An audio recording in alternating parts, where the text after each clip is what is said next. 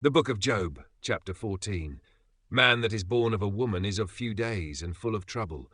He cometh forth like a flower, and is cut down. He fleeth also as a shadow, and continueth not. And dost thou open thine eyes upon such an one, and bringest me into judgment with thee? Who can bring a clean thing out of an unclean? Not one. Seeing his days are determined, the number of his months are with thee. Thou hast appointed his bounds, that he cannot pass. Turn from him, that he may rest, till he shall accomplish as an hireling his day. For there is hope of a tree, if it be cut down, that it will sprout again, and that the tender branch thereof will not cease. Though the root thereof wax old in the earth, and the stock thereof die in the ground, yet through the scent of water it will bud, and bring forth boughs like a plant. But man dieth and wasteth away.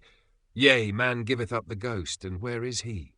As the waters fail from the sea, and the flood decayeth and drieth up, so man lieth down and riseth not, till the heavens be no more. They shall not awake, nor be raised out of their sleep.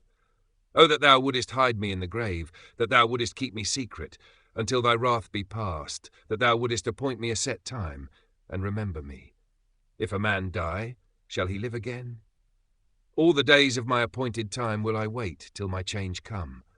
Thou shalt call, and I will answer thee. Thou wilt have a desire to the work of thine hands. For now thou numberest my steps. Dost thou not watch over my sin? My transgression is sealed up in a bag, and thou sewest up mine iniquity.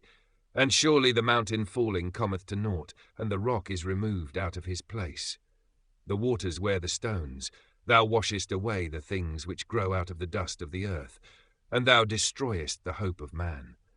Thou prevailest for ever against him, and he passeth. Thou changest his countenance, and sendest him away.